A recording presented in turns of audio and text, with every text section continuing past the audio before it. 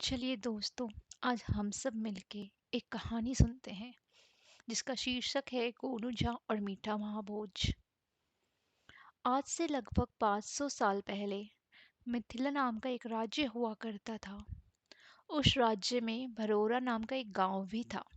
इस गांव में एक ब्राह्मण परिवार रहता था। परिवार में एक विधवा ब्राह्मणी और उसके दो पुत्र थे।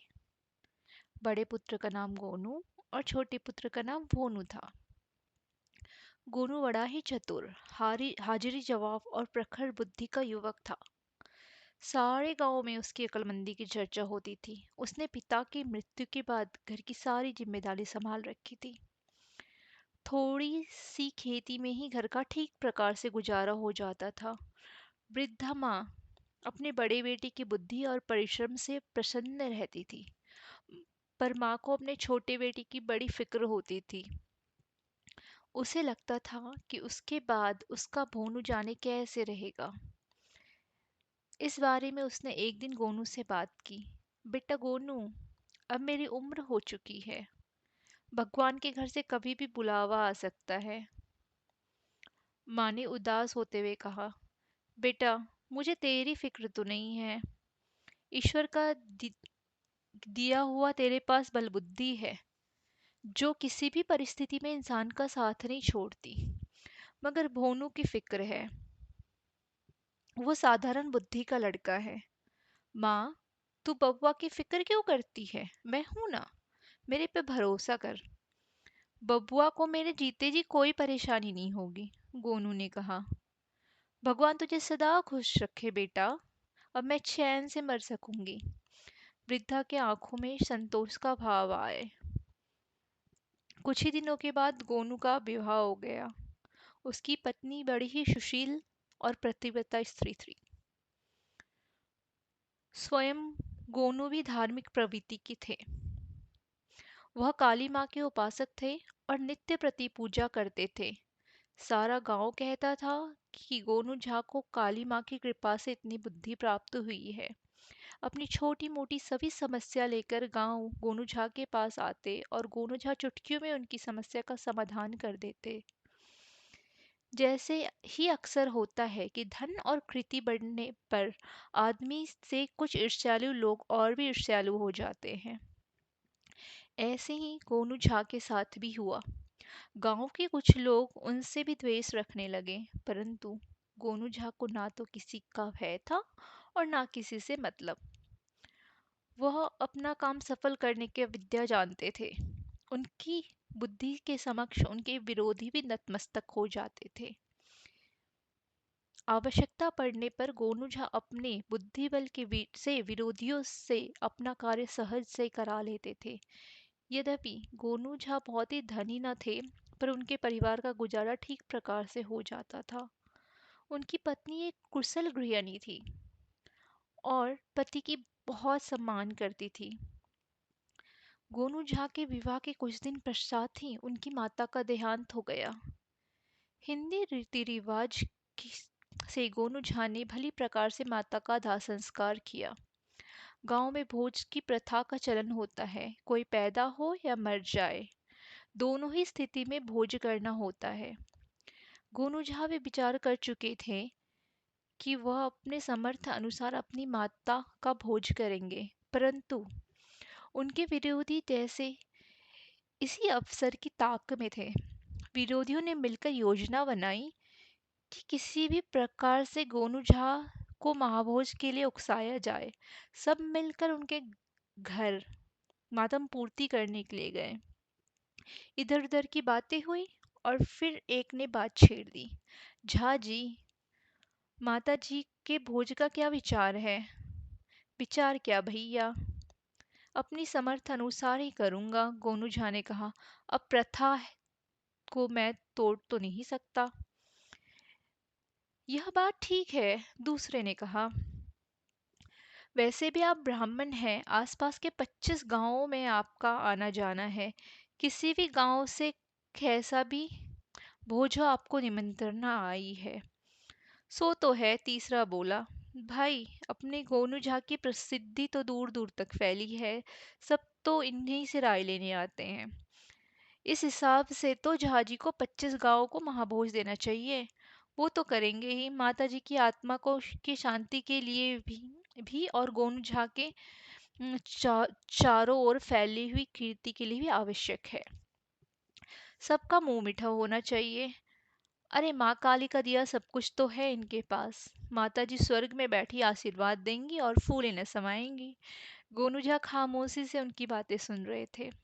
वह समझ भी रहे थे कि वह लोग क्या षड्यंत्र रच रहे हैं, पर फिलहाल उन्होंने खामोश रहना ही ठीक समझा। आवश्यक था कि पहले शत्रु पक्ष की सारी चालें जान ली जाएं। उनकी तो एक ही चाल उन पर भारी पड़ने के सक्षम थी। भाई गोनू झा तो कुछ बोल ही नहीं रहे थे। अब सब कुछ तो आपने ही बोल दिया है, गोनू झा ने कहा।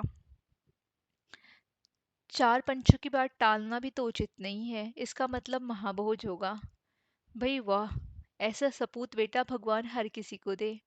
चलो भाइयों, गांव वालों को खुशखबरी सुनाते हैं कि गोनू झा अपनी माता की आत्मा की शांति के लिए 25 गांवों का को मीठा भोज करा रहे हैं।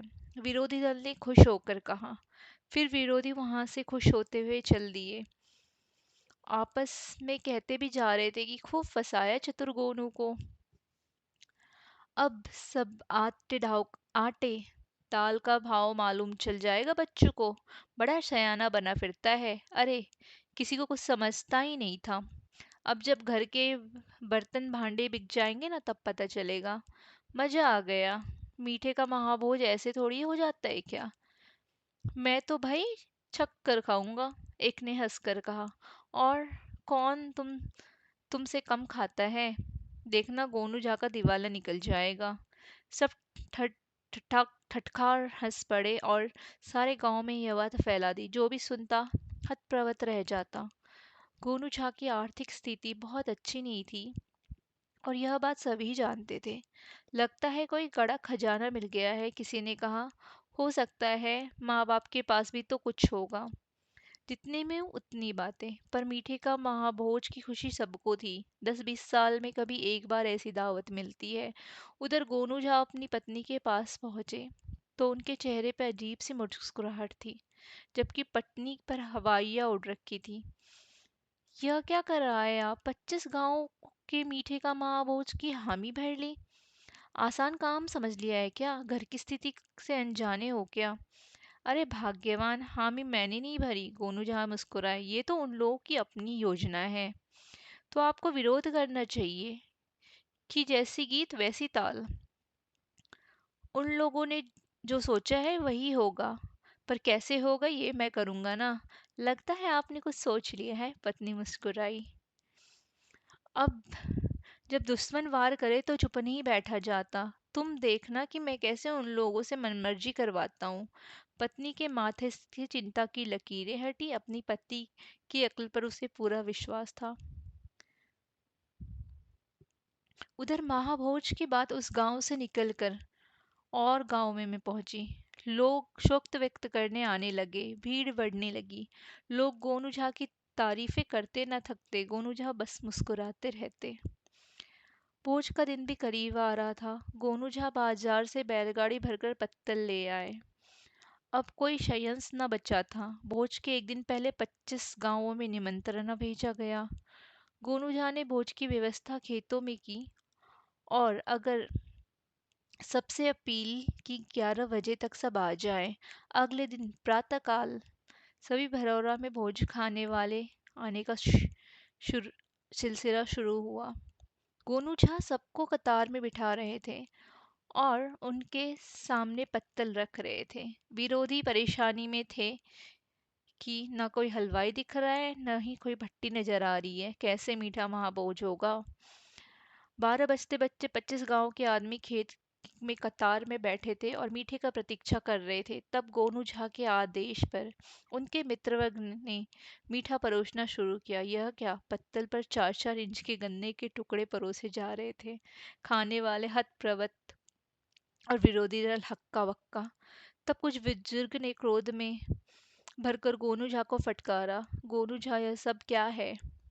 एक बुजुर्ग लाल आंखें करके बोले, क्या तुमने हम सबका अपमान करने के लिए यहाँ हमें बुलाया है? जब तुम्हारी औकात ही नहीं तो 25 गांवों को निमंत्रणा क्यों भेजा? काका, आप अकारण ही क्रोधित हो रहे हैं। गोनू जहाँ ने मीठे नम्र स्वर में बोले, मैंने क्या त्रुटि कर दी? गन्ना भी तो मिठाइयों का मूल है। क्या गन्ने के बिना कोई मिठाई की कल्पना करी जा सकती है? आप सबका मुंह मीठा हो जाएगा और मेरी माता को भी आत्मा की शांति मिल जाएगी। क्या यह मीठा नहीं है? बुजुर्ग नम्र पड़ गए। गोनू झा की बात भी सही थी। बेटा, यह बात तो ठीक है, एक और बुजुर्ग ने कहा। मीठा तो यह सबसे अच्छा है, पर तुम्हें इतना बखेड़ा फैलाने की जरूरत क्या थी? अपनी माता की आत्मा की संतुष्टि के लिए 13 ब्राह्मणों को भोज करा देना भी पर्याप्त था। काका, गोनू झा ने हाथ जोड़ के कहा, मैंने कोई बखेड़ा नहीं फैलाया। मैं तो अपने सम्मत के अनुसार भोज करवाने वाला था। अपने गांव और अपने खास मित्रों की जिमने की व्यवस्था तो मेरे पास थी। पर गोनू झा ने उम, खंजर की तरह उंगलियां विरोधी दल की तरफ उठाई। ये मेरे गांव के गणमान्य लोग थे जिन्होंने मेरी हामी के बिना ही जबरदस्ती मेरे ऊपर मीठे का महाभोज का भार डाल दिया। इन लोगों का कहना था कि मुझे कैसे भी करके यह महाभोज करना चाहिए। साथ ही इन्होंने सारे गांव और आसपास के गांव में प्रचार भी कर दिया। अब बताइए कि मैं क्या करता? विरोधी दल को मुंह छिपाने के लिए जगह भी ना मिली और उस पर गांव के गणमान्य व्यक्ति उन्हें ही कोस रहे थे। आखिर विरोधियों को वहां से भागना ही पड़ा। भाई मान गए गोनू झा को। 25 गांवों का मुंह मीठा भी करवा दिया और दावत का खर्च भी बचा लिया और उन लोगों को भरी समाज में शर्मिंदा भी कर दिया। किसी कारण से उनका दिवाला निकालने का सोच रहे थे। सब गोनू झा की तारीफ करते करते अपने घर पहुंचे और उनकी पत्नी तो अपने पति के कारनामे से फूले न समा रही थी। जरा से खर्च में ही महाभोज करने का चमत्कार गोनू झा के अलावा और कौन कर सकता था?